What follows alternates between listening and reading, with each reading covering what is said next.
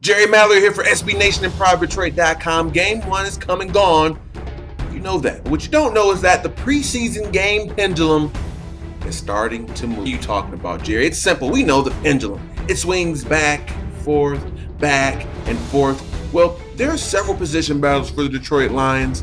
And after game 1, the pendulum is starting to move for some players. Some, it's switched all the way over to the other side, meaning there's a guy that was slotted to start. He's lost that starting job. For others, maybe it's starting to move. He hasn't lost his position on the depth chart yet, but he's starting to. And then with some position battles, the pendulum didn't move at all. This guy was battling someone else, but he's the starter. Nothing changed. He stays the starter. We have 3 position battles, and after game 1, the pendulum is going as follows.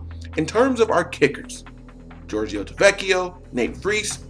Nate Freese is coming in as our starter, and the pendulum did not move. He did nothing to lose his starting job. Now, his first field goal attempt, although it went in, it looked like it maybe wanted to shank. It was a little bit longer, but at the end of the day, he was perfect on his field goals, so he did nothing to lose his starting spot. The pendulum did not move at all.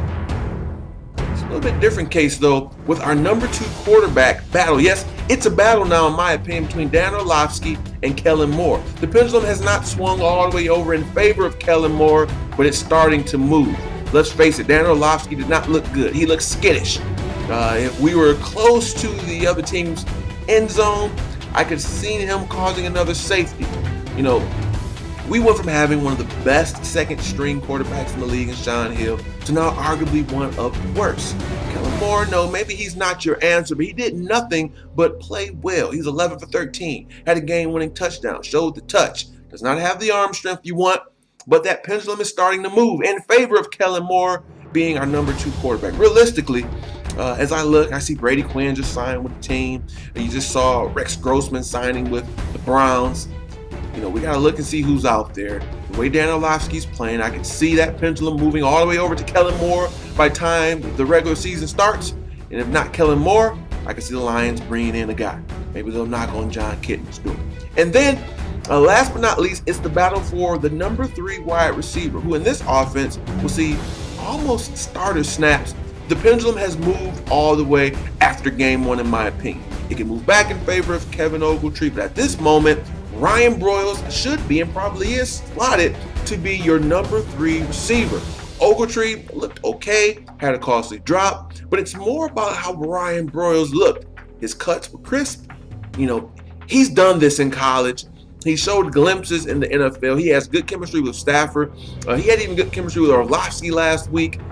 He runs the routes very well. He catches almost everything thrown toward him. Add that with some pretty good practices since the first preseason game. That pendulum has shifted. Ryan Broyles is now slotted as your number 3 receiver in the Private Detroit universe.